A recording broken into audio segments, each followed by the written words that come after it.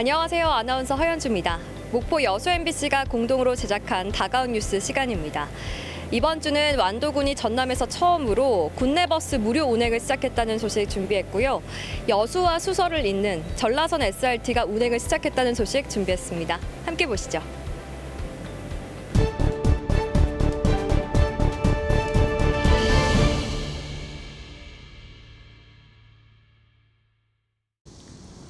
신안군 암태도 도로 옆에 자리 잡은 농협 미곡 창고. 80년대 건립된 낡고 오래된 미곡 창고가 전시관으로 변모하고 있습니다. 창고 외벽에는 들판에서 일하는 농민과 창백해 보이는 농민들이 도열해 있습니다. 1923년 8월 일본 제국주의와 지주의 폭거에 대항한 암태도 소작쟁이를 기념해 준비 중인 암태 소작쟁이 100주년 기념 전시관입니다. 굵은 선으로 묵직한 화풍을 그려내는 이중섭 미술상의 화가 서영선이 암태 소작쟁이를 3.1운동과 동학, 범선 항해, 아사동맹 등 8개의 장면으로 재구성했습니다. 농민 대표를 잡아간 일제에 항의하기 위해 범선을 타고 가는 섬 주민들, 굶어 죽기를 각오하고 목포 시내에서 농성하는 섬 주민들의 아사동맹, 암태 소작쟁이의 모습을 벽화와 설치 미술, 나무 판화 등 다양한 현대적 미술 기법으로 엮어냈습니다. 그 건축이 갖고 있는 지역의 역사성과 또 그 건물에다가 직접 이미지를 갖다가 그려 넣음으로 해서 그 장소성을 굉장히 중요시하고, 암태 소작쟁이 100주년 기념 전시관도 농민들의 쌀을 보관하던 농협 미곡 창고를 개조해 건립되고 있어 그 의미를 더하고 있습니다. 100년 전 암태도 소작쟁이에서 시작된 신안군 항일 농민운동은 우리 군의 소중한 문화유산으로서 그런 큰 의미를 기념하기 위해서 이런 공간을 마련하고 있습니다. 서영선 화가가 지난해 6월부터 작업을 시작해 1년 넘게 이어지고 있는 암태 소작쟁이 100주년 기념 전시관. 작가의 작업 과정도 볼 수 있는 이 특별한 전시관은 9월 말쯤 정식 개관될 전망입니다. MBC 뉴스 김윤입니다. 1969년에 지어진 현 청사는 구조안전 C에서 D등급, 내진 설계나 장애인 시설도 없고 유지관리 부담은 가중되는데 청사 공간은 비좁습니다.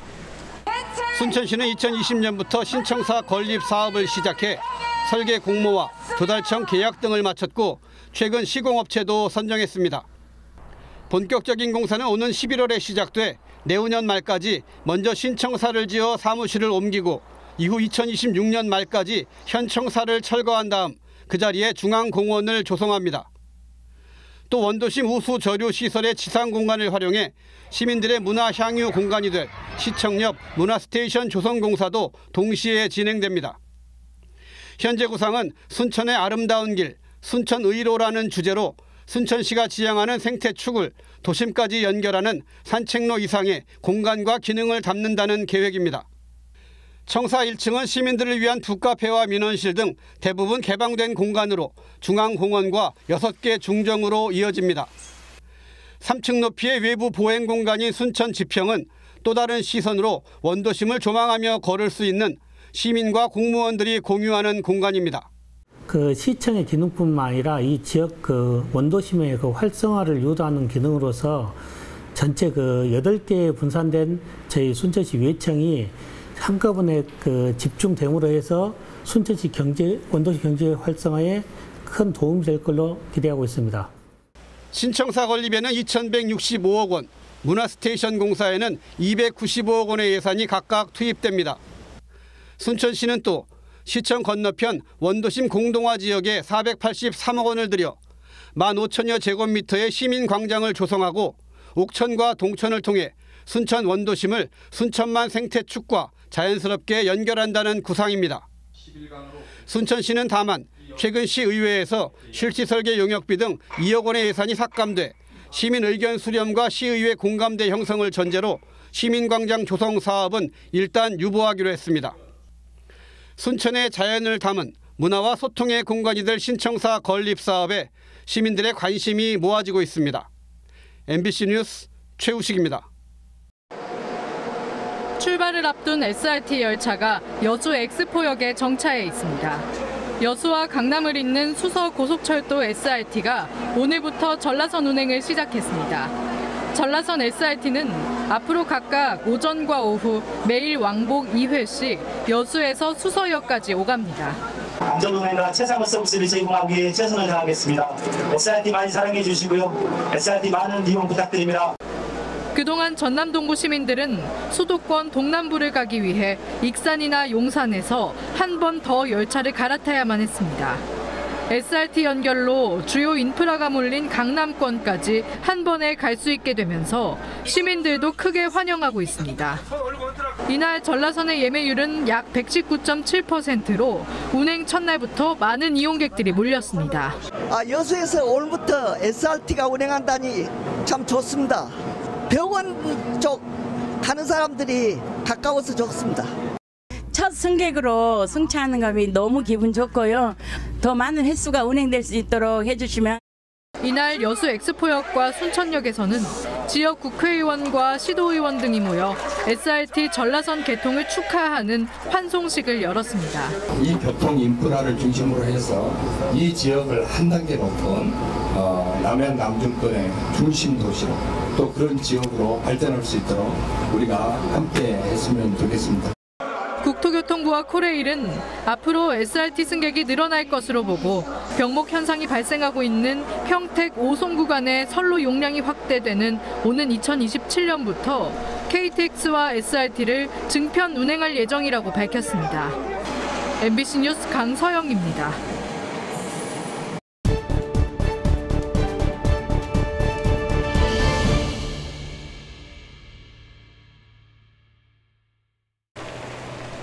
섬마을을 출발한 군내버스가 완도 버스터미널에 도착합니다. 대중교통인 완도 군내버스 요금이 전면 무료화된 첫날, 승객들의 얼굴에도 여유가 넘칩니다. 신지면에 오면서 보니까 일전 10원도 안 받고 다 오르는데 그 정말로 우리나라가 그같이 잘 더 좁디다. 무료 버스로 한다 게 사람도 더 많은 것 하겠고 나 보기. 전면 무료화가 시행되면서 버스기사들도 어르신 승객들에게 요금을 받는 수고를 덜고 안전에만 전념할 수 있는 노동 환경이 조성됐습니다.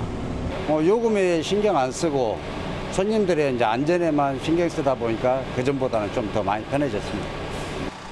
완도군의 유일한 대중교통인 군내버스는 8개 업체가 68개 노선에 35대를 운영하고 있습니다. 이용객은 연간 70만 명 정도로 대부분 65세 이상 어르신과 청소년들입니다. 군내버스를 유지하기 위해 투입되는 예산은 연간 42억 원. 갈수록 이용객은 줄고 배차도 줄면서 실제 이용객인 교통약자들의 불편만 커지는 상황이었습니다. 완도군은 의회와 관련기관 협의 등을 거쳐 최근 조례를 제정하고 전면 무료화를 선언했습니다.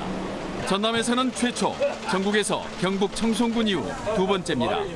배려 정책에서 한 걸음 더 나아가서 전 국민에 대한 교통 편익 제공이라는 보편적 복지 정책으로 전환됐다는 데 큰 의미가 있다고 생각합니다.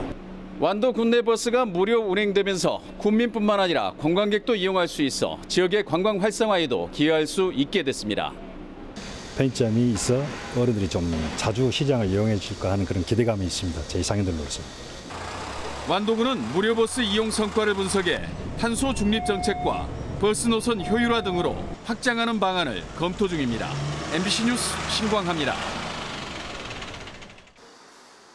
최근 무안 남학에 들어선 환경클린센터. 환경미화원들의 휴식 공간입니다. 누울 수 있는 공간과 씻을 수 있는 샤워장도 갖추고 있습니다.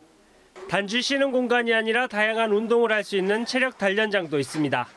그동안 미화원들의 휴식 공간은 낡고 비좁았었는데 2층 규모의 환경클린센터가 생기면서 미화원들은 꿀맛 같은 휴식 시간을 보낼 수 있게 됐습니다.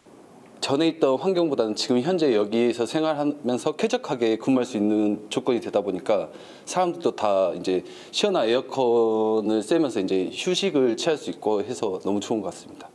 환경클린센터는 학생들의 환경교실 장소로도 운영되고 있습니다. 다양한 환경 관련 책도 비치돼 있어 친환경 생활교육도 함께 이루어지고 있습니다. 남부 환경클린센터를 설립하여 주민들에게 보다 좋은 서비스를 제공하고 환경미화원들에게는 쾌적한 휴식공간과 복지시설 등을 제공하고 있습니다. 무안군은 내년 초까지 환경클린센터 2곳을 추가로 설치할 예정입니다.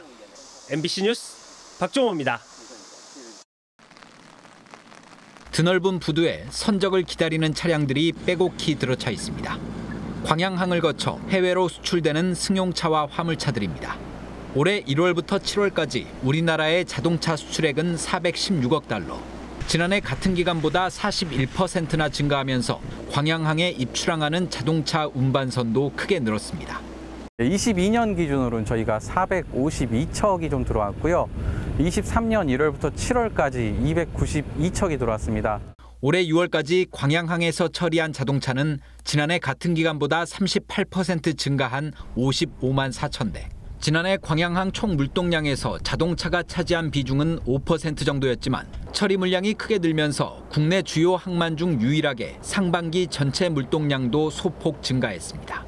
지금 같은 추세라면 올해 말까지 110만 대를 처리해 지난 2016년 이후 7년 만에 자동차 물동량 100만 대 달성이 가능할 것으로 항만공사는 전망하고 있습니다. 수심이 깊어 대형 선박이 접안하기 쉽고 부지가 넓어 한꺼번에 많은 차를 보관, 처리할 수 있다는 것이 광양항의 강점으로 꼽힙니다. 유부지 활용 그리고 선석 재배치를 통해서 더 많은 자동차 화물을 좀 더 원활하게 그렇게 수출입할 수 있도록. 여수광양항만공사는 당분간 자동차 수출 호조세가 이어질 것으로 보고 선사와 화주에 대한 마케팅을 보다 강화할 계획입니다.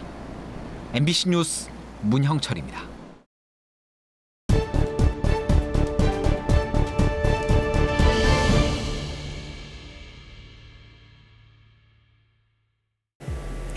오늘 다가온 뉴스 어떻게 보셨나요? 다음 이 시간에는 더욱더 풍성한 소식으로 찾아뵙겠습니다. 많은 관심 바랍니다. 고맙습니다.